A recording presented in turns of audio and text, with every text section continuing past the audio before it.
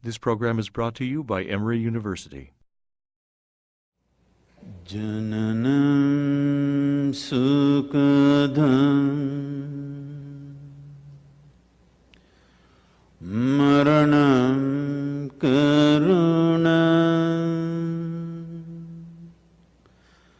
milanam maduram smaranam karunam kalavashadhiha sakalam karunam samayadhipate akilam karunam.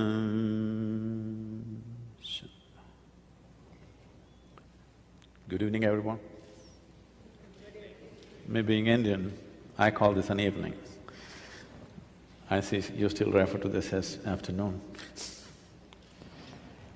So, Paul was mentioning about Indian studies.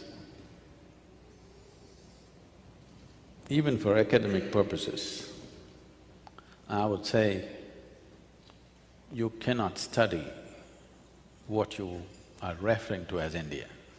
I'm not talking about India as a nation, but India as an ethos, what it represents. It's not something that you could study. At the least, you have to soak it in. At the best, you have to dissolve into it. There is no other way to know it. Because it does not represent any particular ideology, it does not represent any particular belief system, it is not a scripture, it is not a particular god. It is a complex amalgamation of a million different doorways through which a human being can attain to his ultimate potential.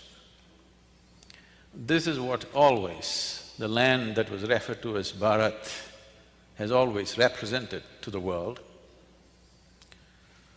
The political entity of India is a different situation right now, that's different. But this is what it represents. Let me, in a limited time, you can't explore India. But as I said, you could soak it in. It's not something that you understand, it is not something that you grasp, it is just that you have to soak it in, like you breathe. It is not because you understand that you have to take in oxygen and leave out carbon dioxide, your breath is happening. That is just the understanding is a consequence, not the reason why you're breathing. Similarly, this is just like that, because as inhaling oxygen and letting out what we don't want is a certain level of life process. What we're referring to as India is another level of life process. You have to just breathe it in and soak it in. If every cell in your body doesn't take the oxygen, it just won't live. It is just like that. If everything within you doesn't take another dimension of life into you, another dimension of life will not be alive in you. Only the physical, the psychological and the emotional will be alive. One will even deny that anything else exists because this is the nature of human experience. Whatever is not in your experience doesn't exist for you. Right now, I don't intend to insult the people who are up there, but right now, let's say right up there's a big gorilla sitting there, just about to pounce on you. You're not aware of it, it does not exist for you. Even if a dinosaur is sitting there, if you are not aware of it, it doesn't exist for you.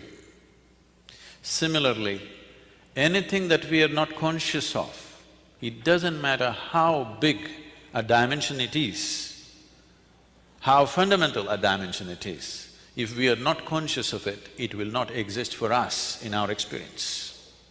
Our life is essentially what we perceive.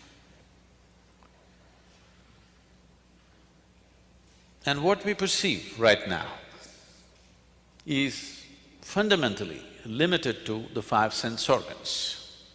What you see, what you hear, what you smell, what you taste, what you touch. This is the life that you know. This is the world that you know. This is the universe which is in your experience. You could believe other things, but they are not a living reality for you. Belief systems can become very strong.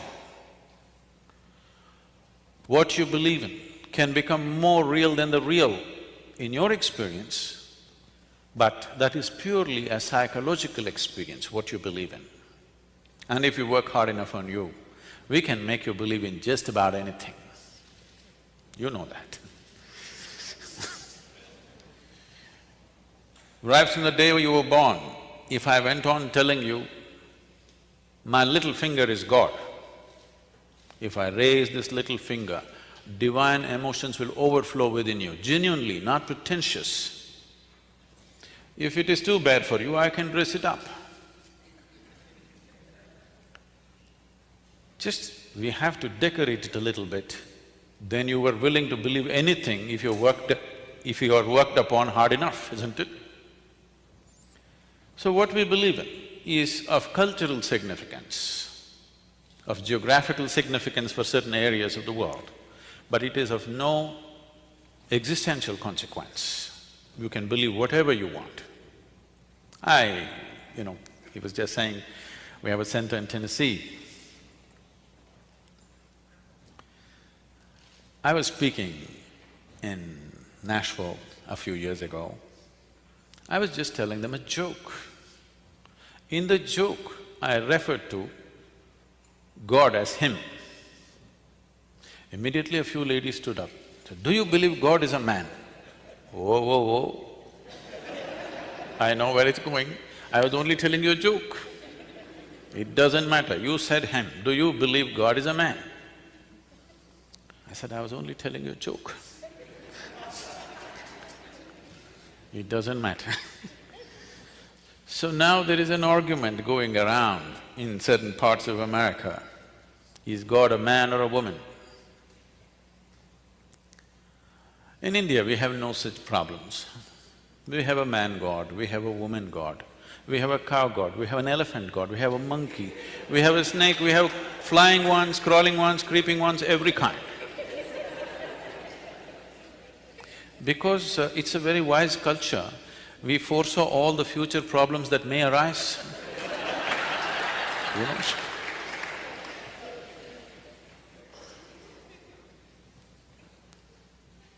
Idi Amin, you heard of Idi Amin, the Uganda man? Idi Amin declared, God is black. I agree with him. If a white man can have a white God, why can't a black man have a black God? This also is a big debate in some of the southern churches. Is God white or black? You've been trying to settle it with elections, but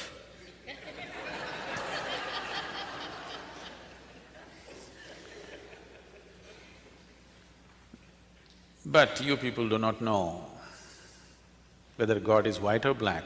In India, we know God is brown.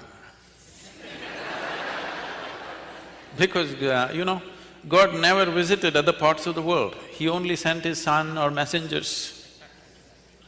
In India, God Himself landed 9 times, you know this? You know, 9 avatars. He landed in India Himself 9 times. Always Indians are very proud of this. To other parts, He sent His son, messenger, whatever. But to India, He Himself came. I keep reminding them, that is because He wanted to do the job hands-on with the Indians. He wouldn't trust His son or messenger. And He came 9 times and failed. Indians are not easy people.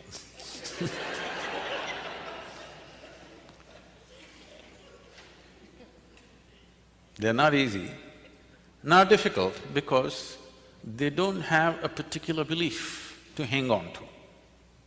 For everything they have an argument. You can talk like this, you can talk like this, you can talk from whichever direction. This is not out of confusion.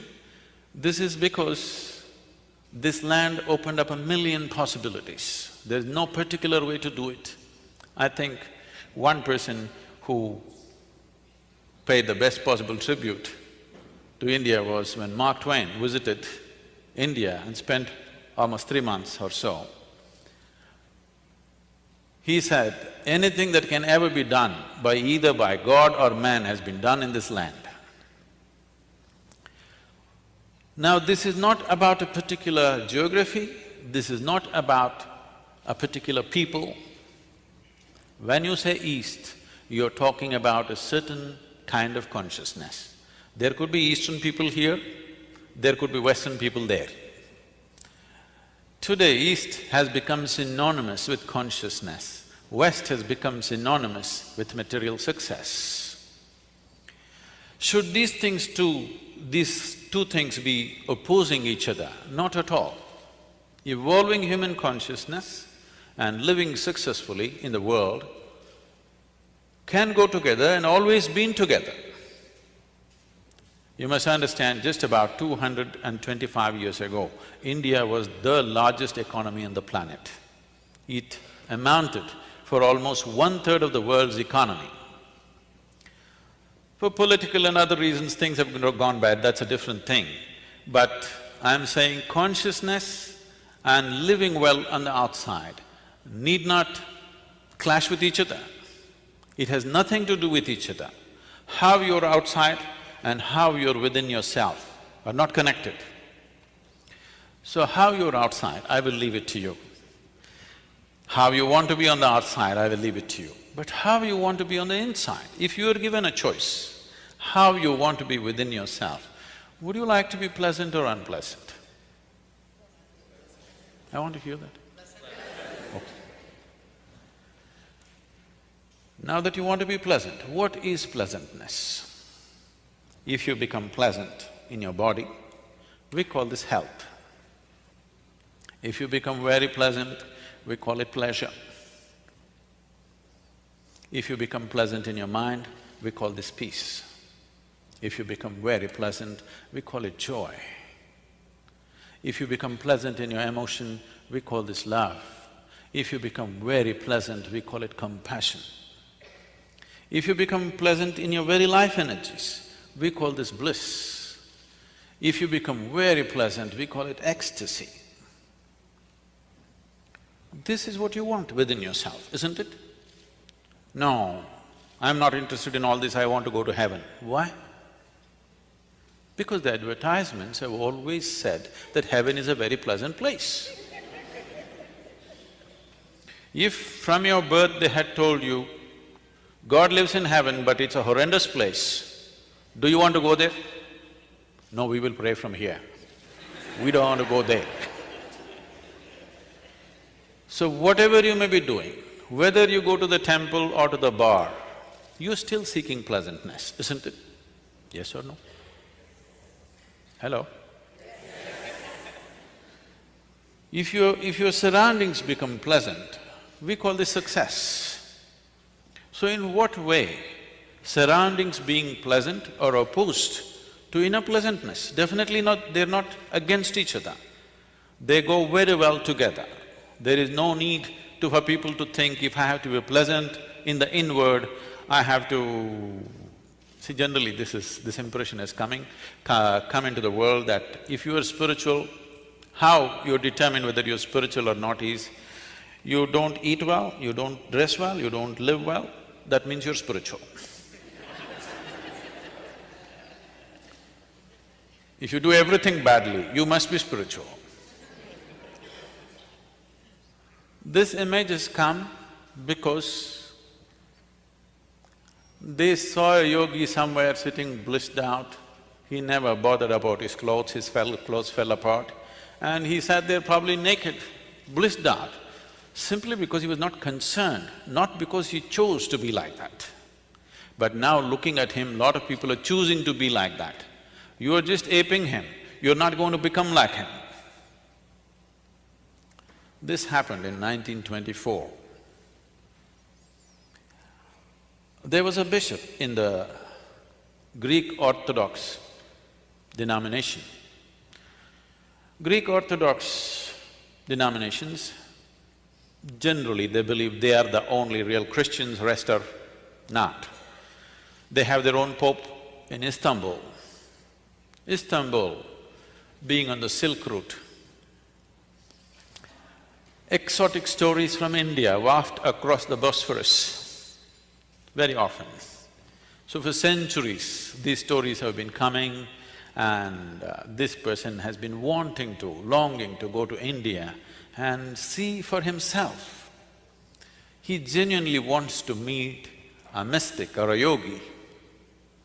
But being a man of cloth, he could not choose to go. After he was 60, when he was semi-retired, he made it to India, and someone took him down to South India. In southern India, when he inquired, somebody told him, you go up this mountain, there is a yogi, he will fulfill the prescription for you, what you're looking for. So our man went up the mountain, and as they had indicated, there was a man, a yogi sitting there, eyes closed, blissed out. So he went, and they had told him, if you see a yogi, you must prostrate. But he was not built for that. But managed to go down, scraping himself, making noises. Then hearing all this commotion, the yogi opened his eyes and looked and smiled. So immediately the bishop asked, can I ask you a question? The yogi said, by all means. Now the bishop asked a profound question of his life. What is life? This is after 60. You should have asked this question at 8, or at least at 16. What is life?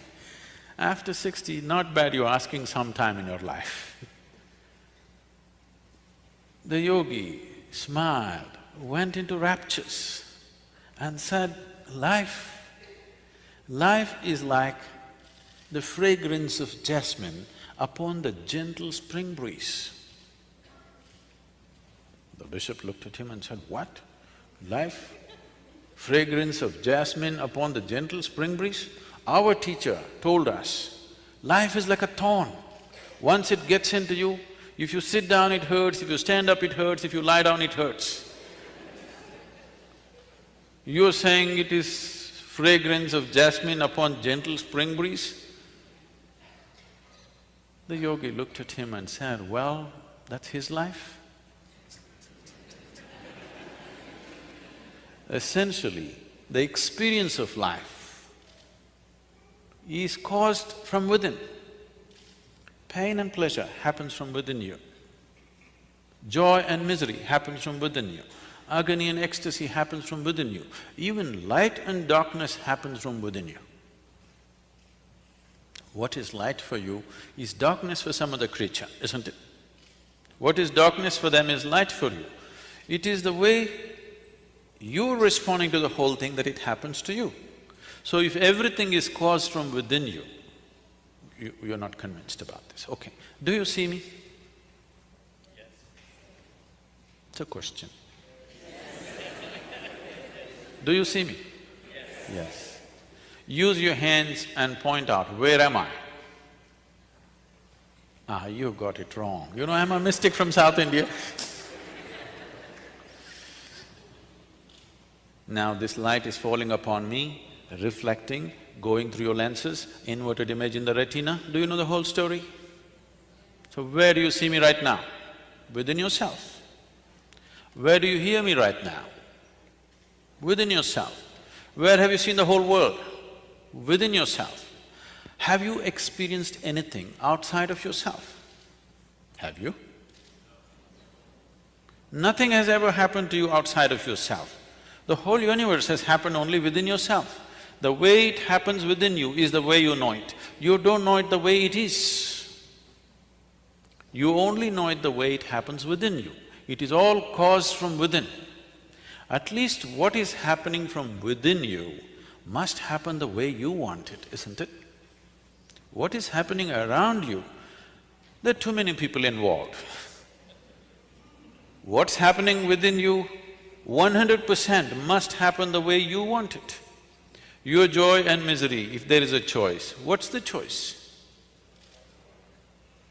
Your agony and ecstasy, if there is a choice, what is the choice?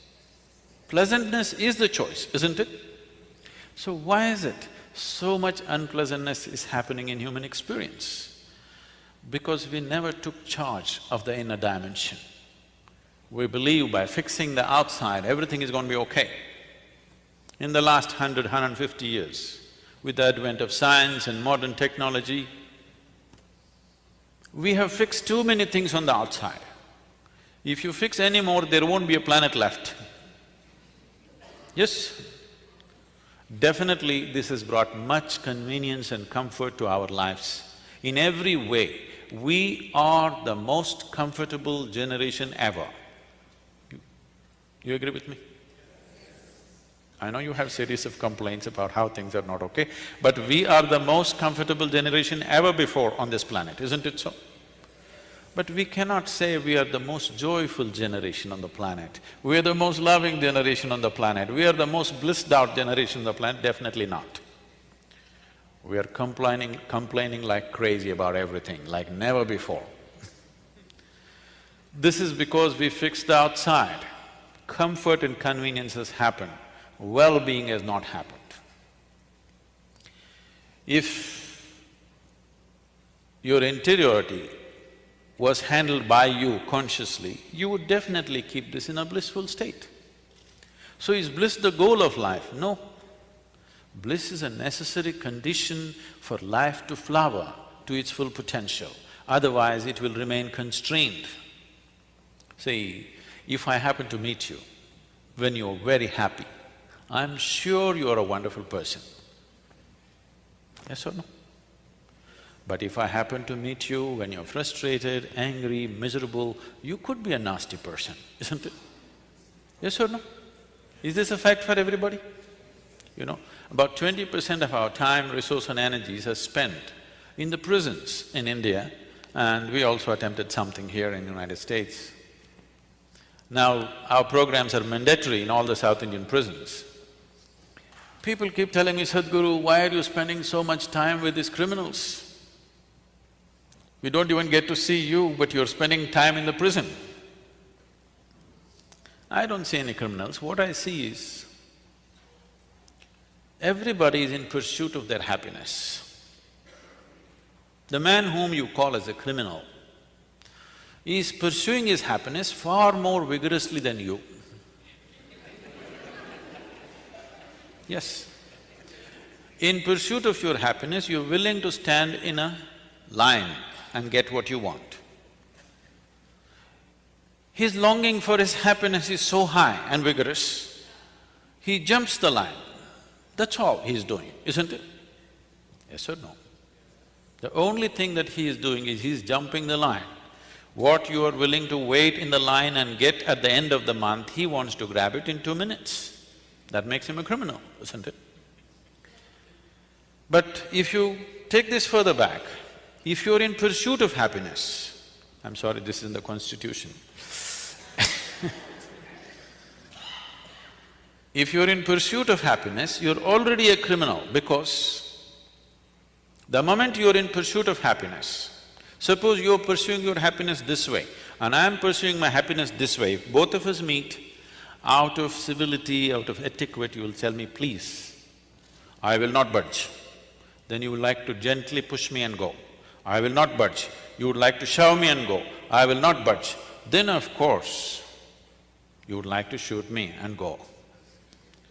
Yes, if something or somebody is really blocking your pursuit of happiness, you want them to disappear somehow, isn't it? Either with a gun or a magic wand, you want them to go. Yes or no? Yes or no? Divorce or death, you want them to go, isn't it? If somebody is really blocking up your pursuit of happiness, do you want that person to vanish or no? Yes. Now, the essence of pursuing human consciousness is, first thing is to shift your life from being in pursuit of happiness to an expression of joyfulness. How can I be joyful? Have you met my mother-in-law? Did you see my neighbor? Did you meet my boss? I've seen all those people. Too many of them around me all the time. They're all there, but the way you're experiencing your life right now is 100% caused by you. They can only create outside situations, but your inner situation is 100% yours, isn't it? Right now you're sitting here. If you don't like what I'm saying, you can sit here, joke about it and still enjoy it. This way or that way, both ways, you are free either to be pleasant or unpleasant, isn't it? Yes or no? That is true in every situation. It doesn't matter where, whether you are up on the peak or down in the dumps, still what's happening within you is 100% yours. If you take charge of this, then you keep yourself blissful. Now your life becomes an expression of this blissfulness. There is substantial medical and scientific evidence that when you are feeling very pleasant, when you're joyful and blissful, your body and your mind function at its best. Success in the world is essentially determined by how well you can harness this physical body and the prowess of the mind. How successful you are in any sphere of life is essentially determined by this. Most of the time, you don't need an enemy. Self-help is doing great. A lot of people have read self-help books, how to screw up my life.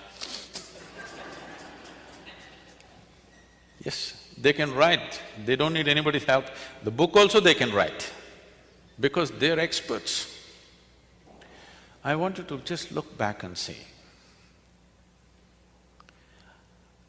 how many of you have at least had one 24-hour segment in your life? One single day, where full 24 hours, every moment of it went blissfully, not a moment of anxiety, agitation, irritation, anger, frustration, nothing, simply blissfully 24 hours. Very few people on the whole planet can raise their hands to this. You need to understand this. If one day did not happen the way you wanted, understandable. If not even one day happened the way you wanted, something fundamentally wrong, it's time to look at it, isn't it? Yes? It is time to pay close attention to this life. Why is it happening the way it's happening? Without taking charge of the mechanics of how life is happening within you, you're trying to somehow blunder through the world. If 10 people clap their hands, you're too happy. But that never even lasts for 24 hours at a stretch, isn't it? Yes or no? Other people's recognition, other people's expression of love, other people's gifts, other people's whatever, doesn't even last for 24 hours at a stretch. You went out today, somebody told you, oh, you are the most wonderful person on this planet. And you were floating on cloud, what number? 9. Oh, you do only 9. In South India, we do 11. Whatever number cloud you were floating, and you came home and people at home told you who you really are.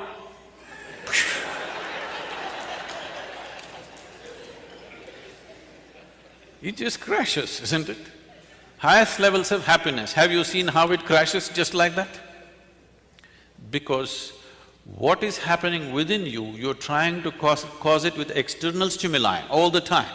It is time you take charge of this. What you want to do in your life is up to you.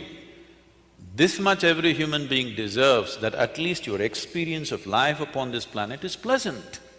Whether you climb Mount Everest or not, whether you're going to become the richest man in the world or not, at least this much every human being deserves, that your experience of life is pleasant and wonderful, no matter what the hell is happening around you.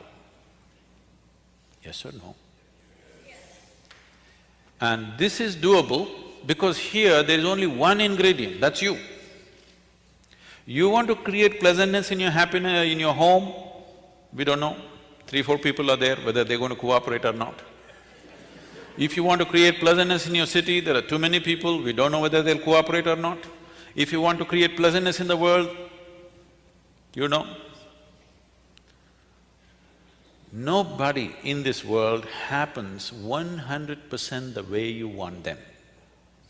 Did your parents happen 100% the way you want them?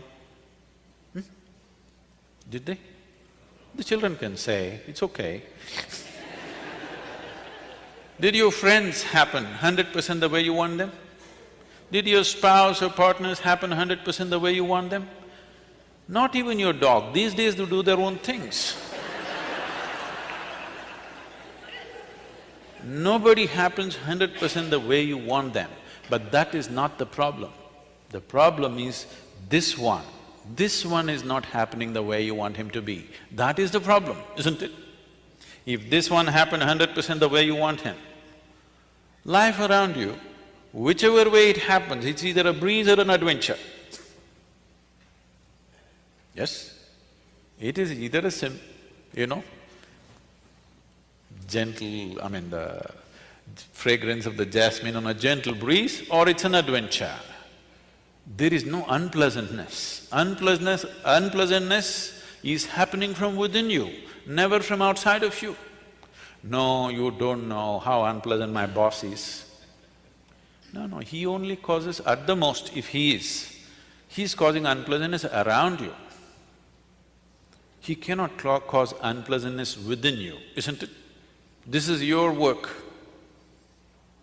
This is completely your work, isn't it? Why would anybody cause unpleasantness to himself? Simply because we have chosen to live unconsciously, just as a compulsive reaction to everything that's happening around us. For solutions, we are looking into books, we are looking into all kinds of things. We are always looking elsewhere, never inward. This happened. We are from Tennessee. In Tennessee, every family with some kind of tradition has their own leather-bound, large-sized Bible of their own. They're very proud of this. It's so large, you can barely open it, at least children cannot. One day a boy, 12 years of age, who was studying in a boarding school elsewhere, came home and he found this huge book sitting there and he opened it. A few pages he opened, a leaf which had been there in the book for a long time, it was dry, it flew out and fell down. Then he called out loudly, "Mama, come and see what I found." She said, "What is it that you have found?" "Mama, come and see, please come and see what I have found." She said, "Come, tell me, what have you found?" He said, "I think I found Adam's underwear."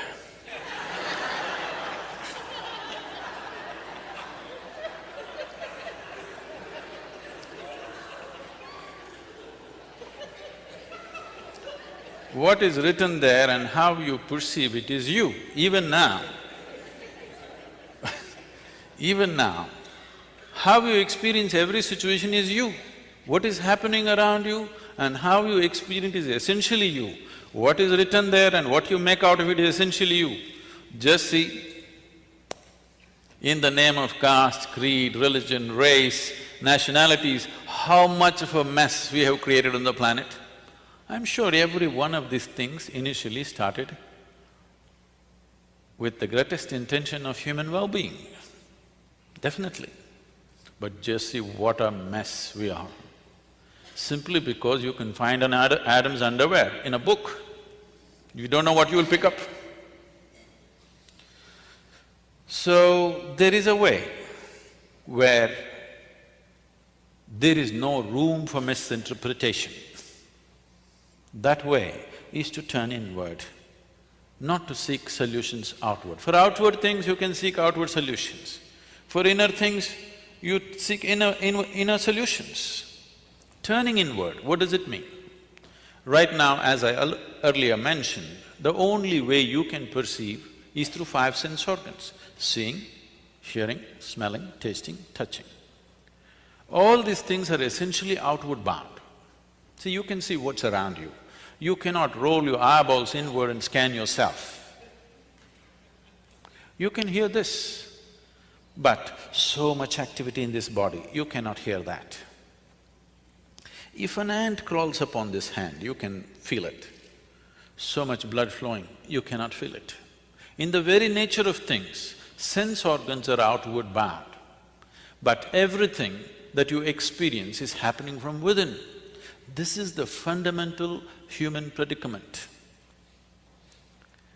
Only if you turn inward, then you are into what you are referring to as India studies. Otherwise, India is a glorious chaos. Lot of Indians miss it. Too much order in America. Once in a way they have to go out and get lost and have a diarrhea at least. Yes or no? If not enlightenment, at least a diarrhea. You must eat the street food and something must happen. No, it need not be like that. It is just that it's very organic. It is always depending upon touching the inner genius within every human being. It is not depending upon the organization of the outside, which can be very chaotic. For a person who has been born and brought up in Western societies, India could be bewildering and scary. But you will see, Indian people are so much at home with the chaos because it's so organic. Everything is happening because of the human being. If one human being stops being human for a moment, everything collapses. So you can't afford to be mechanical about your life. You have to be conscious, otherwise you cannot manage even simple things in home. Initially, this was created consciously. Over a period of time, other things have happened, unfortunately. Now, this whole process of looking inward, what does it mean? Can I tell you my own story? It's okay with you? You're becoming very serious, it scares me. Shankaran Pillai came to United States. He had an international driving license. So he decided to take his car, his son-in-law's car, out for a spin. He's a good driver. If you have driven in India, you better be a good driver, otherwise you're a dead driver. So, very confidently he was driving. Then his wife called up on the phone and said, "Are you on I-75?" He said, "Yeah." "Just watch out, the traffic news is saying there is a man driving at full speed in the opposite direction." He said, "What the hell, one man, hundreds of people are driving in the opposite direction."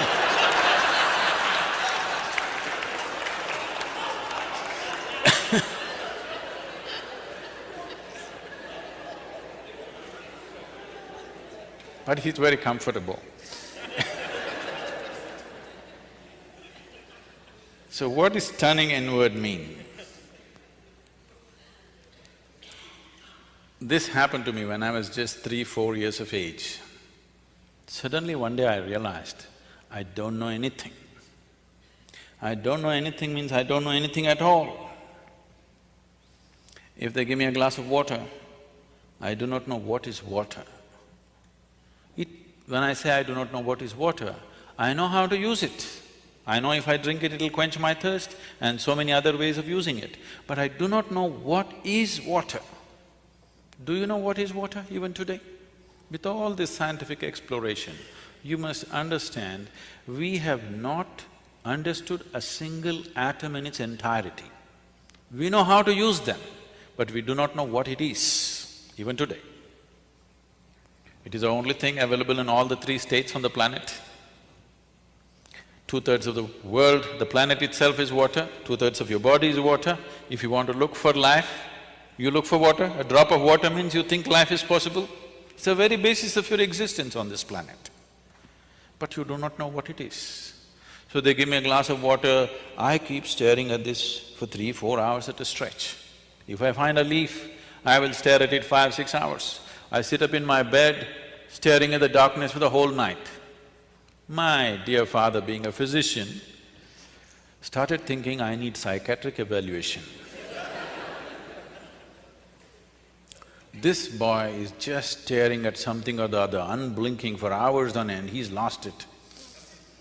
My problem is, I look at this, I do not know what is this, how to shift my attention to something else, I'm just stuck to it, paying attention to it. In this condition, they sent me to school. I went to school and my mother told me, you must pay attention to the teacher. I went and paid attention.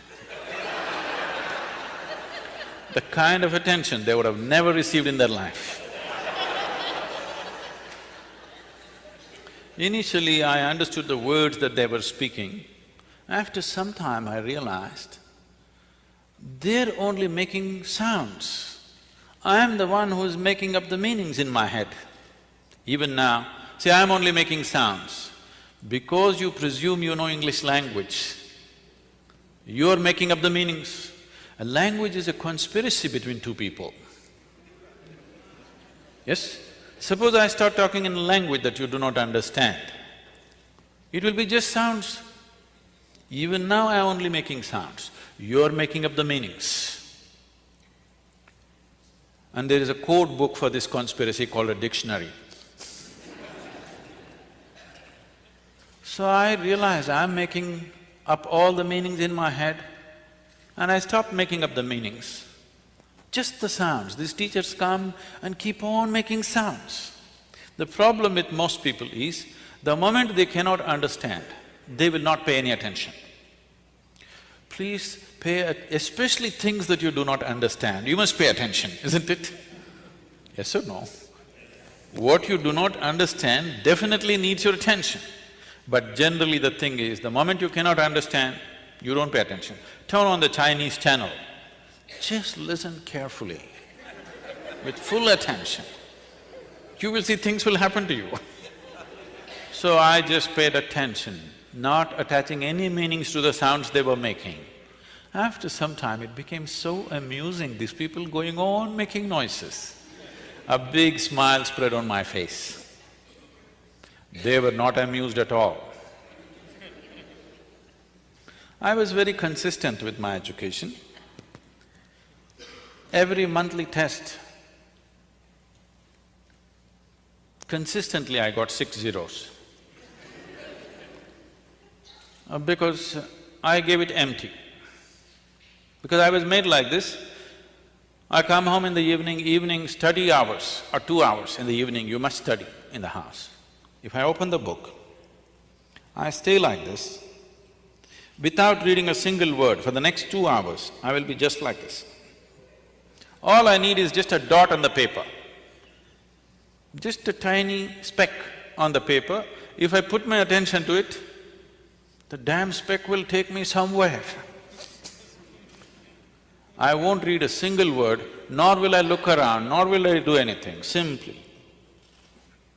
After 2 hours, I'll be in the same speck, unmoving from that.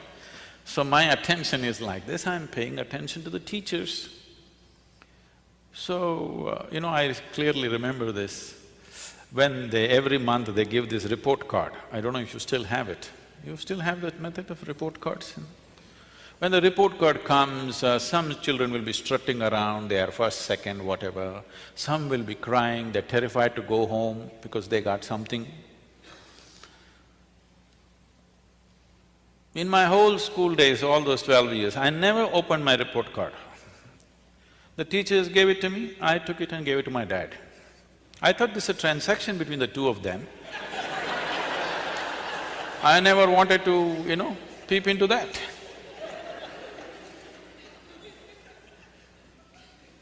And I never was retained in any class, I always went on.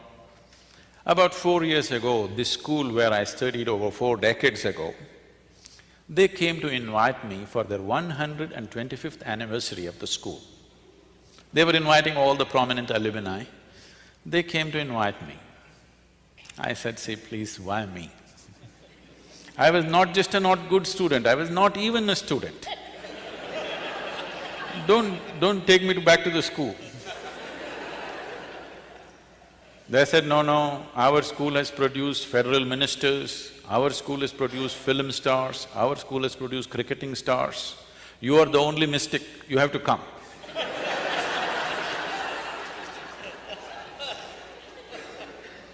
I said, "Okay." And I stood up to speak in this quadrangle, the same oppressive buildings.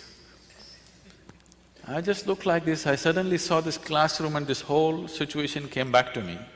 I was about 12 years of age. As usual, I am paying absolute attention to the teachers. I know the teachers past, present and future, but I don't hear a word of what they're talking. So that particular afternoon, this teacher is trying to get some response from me. But these are times when for 3, 4, 5 days, I wouldn't utter a single word. Because when you don't know anything, what do you say? What is there to say? You know nothing. If you look at a leaf, you don't understand that in entirety. If you look at anything, you don't understand in its fullness. So, there's nothing to say. He tried 35, 40 minutes trying to get some response. Nothing came out of me, I was paying full attention to him. He came, held me by the shoulder, shook me violently and said, "You must either be the divine or the devil. I think you are the latter." Till now, till that moment, my problem was, what is this, what is that, what is that, what is that? But there was one clarity that this is me. Suddenly this man confused me about this also. I looked, well, am I devil, am I divine, what the hell am I? This was very clear that this was me, but this man brought this confusion about this also. I tried to stare at myself, it didn't work, so I closed my eyes and sat. Initially hours, then it went into days. Once I closed my eyes and sat, I thought, in my experience, I felt it's about 25, 30 minutes. When I opened my eyes, a whole crowd of people around me, garlands around my neck, people are trying to pull my feet, you know, pulling legs is a part of Indian tradition. And somebody wants to know about his business, somebody wants to know when his daughters will get married. I said, how the hell did these people manifest here? Where did they come from? Big crowd. They said, "You've been sitting here for 13 days. In my experience, I just sat there for 25, 30 minutes. I closed my eyes and I opened my eyes, a big crowd. Why I'm telling you this is, life is in many more ways than the way you understand and experience life through the 5 senses. The 5 sense organs are enough for your survival. If you want to just survive, these 5 things are fine. But if you want to know life, these 5 sense organs are not good enough, because this gives you only a comparative perspective of everything. What you know by comparison, see, you know light only because you know darkness, isn't it? The nature of sense organs is such, if you see this part of my hand, you cannot see the other part of my hand. Even if you take a grain of sand, if you see one part, you can't see the other part. If you're experiencing light, you cannot experience the darkness. This is the nature of sense organs, and everything is in comparison. For example, let's say you're 6 feet tall. Now, you stand like a tall man, you walk like a tall man, you think like a tall man, you feel like a tall man, and you are a tall man. Suppose you went to another society where everybody is 8 feet tall. Now, you stand like a short man, walk like a short man, think like a short man, feel like a short man, and you are a short man. So what you know in comparison is only useful for survival in a particular situation. It is not a way of knowing life. There are the dimensions of perception which a human being has to activate. You need to understand what is needed for survival. Became active. The moment you came out of your mother's womb, all these things became active. You need to understand, they were not active when you were in your mother's womb. Otherwise you would know the whole human physiology. You didn't have to go to your medical school, you know. Your eyes were not open, your perception was not open. Only after you came out, it opened up, because without it you cannot survive. If survival is all you're seeking, this is fine. But once you come as human, somehow survival is not good enough, isn't it? When survival is in question, it's a big issue. Once it's taken care of, it doesn't mean anything. Isn't it so? There is something within you, always longing for something more. Whoever you may be right now, whatever you may be right now, you want to be something more than who you are right now? Yes or no? If that something more happens, what? What? You want something more? If that something more happens, what? Something more? It looks like you're looking for expansion. Okay, we will make you the king or queen of this planet. Now, don't look at me hopefully. You think I'll make such a blunder? Suppose you become the king or queen of this planet, will you be fulfilled, I'm asking you? You will look at the stars, isn't it? So there is something within you which wants to expand. I'm asking how much expansion would settle you for good? How much expansion would settle you for good? Hello? Unlimited. You're looking for infinite expansion, a fantastic desire, but a hopeless method. Your longing to become boundless is wonderful. See, there is something within you which does not like boundaries. Suppose I imprison you in a 5x5 cubicle right now, you will feel horribly imprisoned. Tomorrow, we will liberate you into a 10x10 cubicle. You will feel wonderful for a day, and again the same thing. Then we will liberate you into a 100x100 cubicle. You will feel wonderful for 3 days, and again the same thing. It doesn't matter where I set the boundary. The moment you can feel the boundary, you want to break it. Yes? There is something within you which does not like boundaries. There is something within you constantly longing to become boundless. You may be trying to settle this either unconsciously or consciously. If you're trying to settle it unconsciously, you think going out shopping will settle it. It does for a moment, again tomorrow the same thing. Or reading a book will settle it, or conquering something will settle it. All these things settles you for some time, and again the same thing. The moment you can feel the boundary, again it's a problem, isn't it? There is something within you longing to become boundless. You need to understand this. Boundaries are essentially the nature of the physical. The physical exists in this universe, the physical exists in creation only because of defined boundaries. I can call this a physical body only because there is a defined boundary. If I take away the boundaries of this body, could you call this physical? If it is all over the place, would it be physical? Only because it stays within a defined boundary, it's physical. So boundary is the nature of physical existence.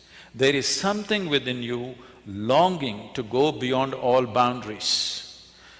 So if you touch a dimension within you, which is not physical in nature, only then this will settle. Is there such a thing? Well, let's understand this. When you were born, your body was only this much, now it's become this much. How did it happen? What? How did it happen? The food that you've eaten, isn't it? The food that you've eaten. So what you call as my body is a heap of food, actually, or it's a piece of this planet. Physical is something that you gathered over a period of time, yes? Physical is an accumulation. What you accumulate, at the most, you can claim it is mine. It cannot be you, isn't it?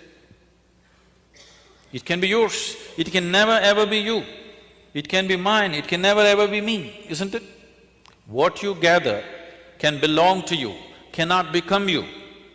But right now, you are so identified with things that you have gathered, not only in the body, in the mind. Your mind is a heap of impressions that you've gathered.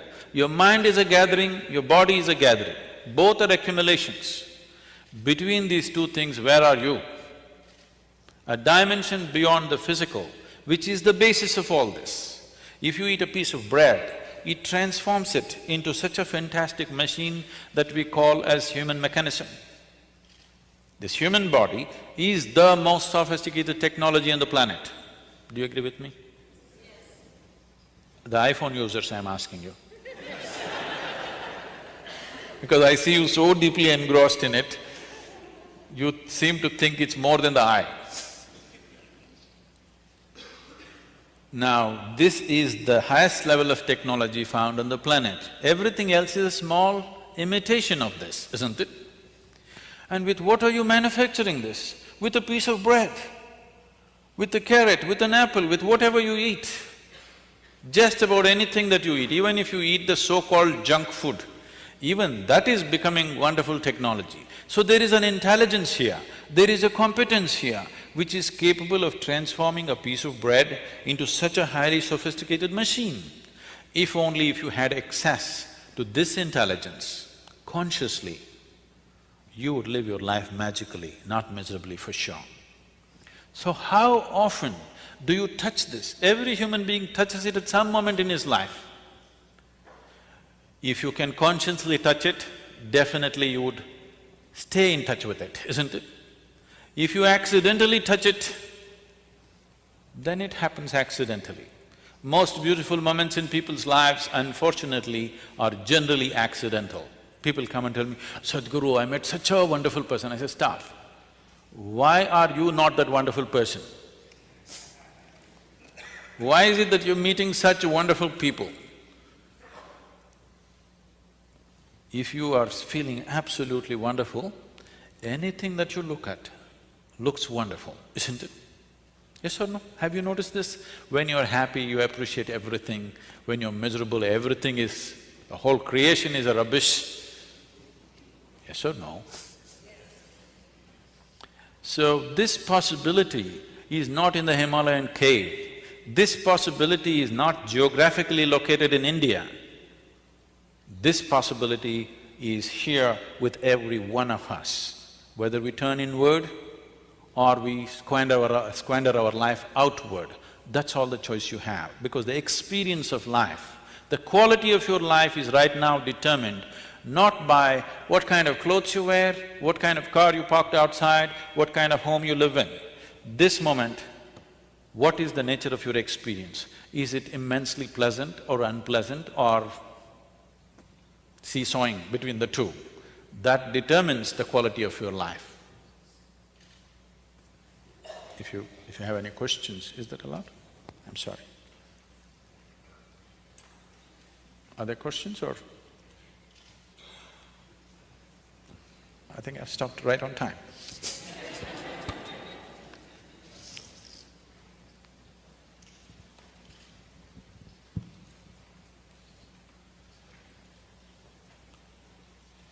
Please. Please take the microphone. Sadhguru, thank you for being here again in Atlanta. It's a pleasure. Back then, just by accident, I ran into one of your inner engineering programs when it was in a small scale. And it really touched me in a way that it transformed my life and made this trip from far away from Argentina worthwhile. And I would love for everybody to have that experience, even if it's a single moment. My question to you is, it's so wonderful everything that comes from you, and yet, how not to miss the immensity of what is being offered. Thank you.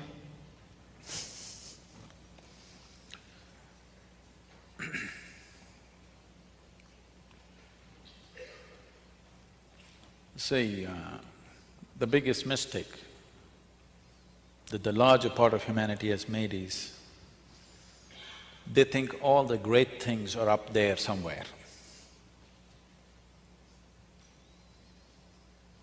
When actually, you're not even capable of knowing which is up and down. You know the planet is round? Yes? You're sitting on a round planet, not even on the North Pole. You're Argentina. Being in the southern hemisphere, you should have fallen off long time ago. At least we got a foothold up here. And the damn thing is spinning on top of it. So, if you look up, you're invariably looking up in the wrong direction. Yes or no? Are you capable of knowing in this cosmos which is up and which is down? Is it somewhere marked this side up? Are you capable of knowing? I'm asking you. You're incapable of knowing what is up and down. No such thing exists. For convenience, we will make this up, we'll make this down, for understanding between you and me. But in reality, you really do not know which is up and down, which is forward and backward, which is east and which is west. We've made up all these things. Yes or no? Only for communication and understanding between us. It is not a reality.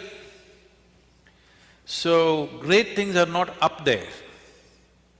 If you want to do fantastic things to yourself, you don't have to do some feat, simple things. You just have to learn how to sit, first of all. Sitting is not a simple thing.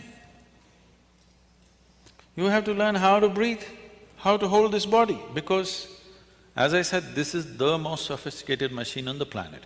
Every little thing that you do, it does its own things. We can do a little… Shall we do a little experiment with you? After all, it's a university, we can experiment with you. Just do one thing. Take these two hands, keep all the 5 fingers together, place it facing down upon your lap, upon your thigh. All the 5 fingers should be together, all 5. Don't do it yet, just watch me. You will do this with eyes closed, just breathing slightly deeper than normal. Just as your normal breath, slightly deeper, slightly exaggerated so that you will notice it. And as you're doing it, I will say switch. When I say switch, without breaking the rhythm of your breathing, just turn this over this way. Continue to breathe. When I say switch again, get back here. In these two positions of the hand, something about your breath will change. You must notice how the air fills up into your lung, or where is the maximum expansion and contraction. Just notice this. Something about your breath will change and you must tell me what changed, okay? For you to notice this, for you to be able to notice this, one thing is your spine should be erect. That's not possible if you've been trained to sit on the American cushions. You can only sit like this. I like this chair. I think the chapel is making sure everybody's awake here. And your spine should be erect, your eyes should be closed, your mind should be focused on the breath. If you do these 3 things, you'll distinctly notice this. All 5 fingers together, close your eyes, breathe slightly deeper than normal and notice where the maximum expansion and contraction is.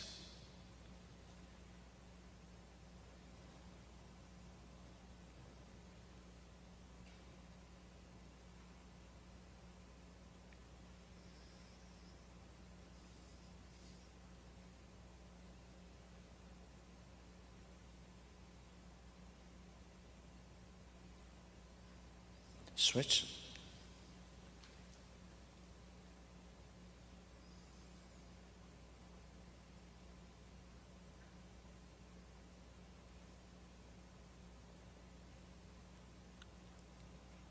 Switch again.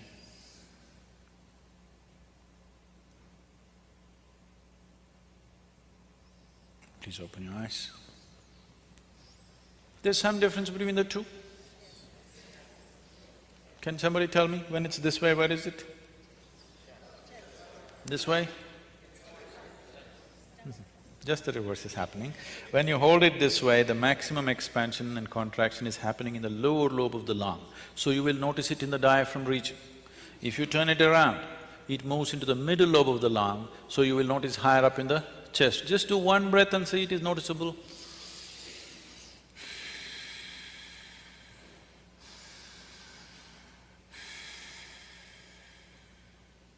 Is it so? So just turning your hand over, the very way you breathe is altering itself. It's not just about the breath, the very way the fundamental life energies are functioning is altering itself simply because you turn your hand over. How many times in a day, unconsciously, are you doing this? Whatever anybody asks. In India this means no, no, no, no, no, no, no. Now you're setting your energies into turmoil and hoping to be peaceful. Life doesn't work like that. Unless you do the right things will not happen to you. Now what is being referred to as inner engineering or what is largely known as yoga? When I use the word yoga, I hesitate and avoid using this word in United States because yoga means they think something Zumba and some gymnastic stuff. Like we get… in India we get all your B grade and C grade movies. Just like that, you get some things like that from India. Now, one dimension of yoga is like, if you remember in 60s and 70s when the television came first, on top of your home there would be an aluminum contraption. Now it's become much more sophisticated, otherwise there would be aluminum tubes hanging like this. You're just watching your favorite program, suddenly your television goes boop, boop, boop. Then you run up on the terrace and pull it like this, it won't work, pull it like that, it won't work. You get it there properly. Suddenly the whole world pours into your sitting room. This is called an antenna. This… you are who you are. You know that you exist only because you perceive. Yes or no? Say, suppose you're sitting here and you fell asleep. For sure I will disappear. I'm the first one. If you go a little more like that, everybody will disappear. If you really get hung, even you disappear. In your experience, the existence is obliterated, isn't it? You need to understand, you even know that you exist only because you're perceiving. So what you perceive is what you have become. There's also other nuances to that, how you perceived, what you made out of it, but essentially, what you perceived is what you have become. If your perception is gone, it's gone. Your life is gone, isn't it? Now, perception, how to enhance the perception should be the only goal, because if you enhance your perception, your life will enhance itself. How profoundly do you perceive this life? So, this system is a phenomenal thing.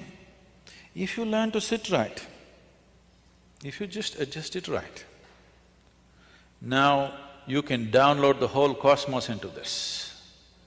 You've heard of the concept called the third eye. Why the third eye is so important is, these two eyes are sense perceptions. Almost 30 to 35% of your vision is by memory. Do you know this? If you had no memory, you would not be able to see a lot of things. These two eyes have past hanging in them. They're always blurred by the past.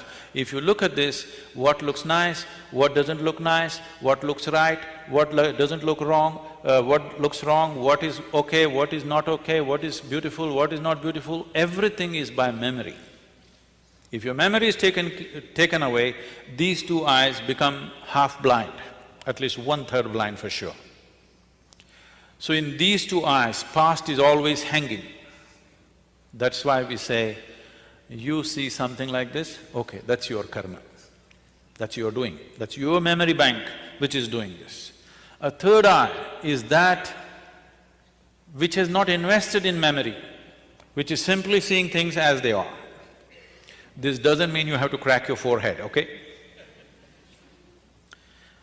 It is not a physical eye, it is not subject to the memory bank that you have gathered, simply seeing everything the way it is. Your ability to handle life well simply depends on how clearly you see it, isn't it?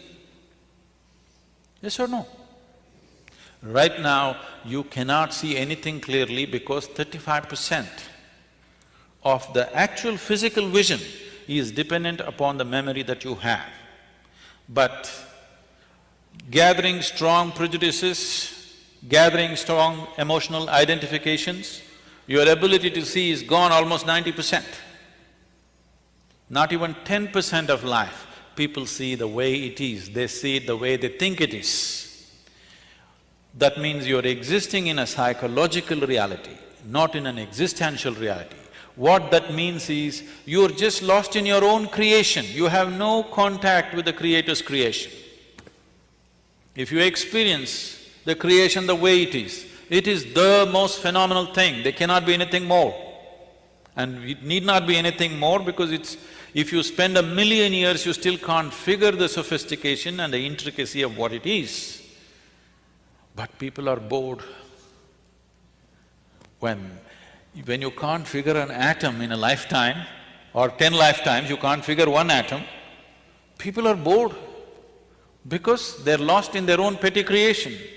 They're existing in their own psychological creations, psychological existence, not in the real existence. Life is here. What's in your mind is madness, isn't it? It's time you step down into the Creator's creation. I'm saying step down because your creation is higher, of course. Otherwise, why would you dwell there? So it's time every human being dedicated a little bit of time towards this. It's being offered in Atlanta if you wish to take it. Otherwise, in your own home, if you want to do, there are tools being given out because of the generosity of a few people that these things are available, or it's available online to start with. But every human being should start the process of turning inward. Otherwise, when moment of death comes, all you will have is belief systems to hang on to. And everything that you believe, everything that you think matters to you right now will not matter to you if the next moment is death. And I'm sorry to remind you, but anyway you will die. It's not my wish. I'll bless you with a long life, but anyway you will die. Is it okay? You need to understand, this is the fundamental of turning inward, that you realize that you're mortal. You realize that you have come with an expiry date. You realize you're racing towards it. If you remind yourself of this, how can you not look at life more profoundly? How can you? Only because you think you're here forever, you can forget about it. It doesn't matter what you think. You think you come to the talk, you think you're going to go home, you think you're going to this place or that place. But as far as your body is concerned, it is walking straight to the grave. Yes or no? You think so many things, this is all your nonsense. But the reality is your body is walking straight to the grave, not missing a step. Yes or no? We'll bless you with a long life. But if you understand and if you're constantly conscious that I'm mortal, there is no way you cannot look at deeper dimensions of life. You naturally will. Thank you very much for being here. The preceding program is copyrighted by Emory University.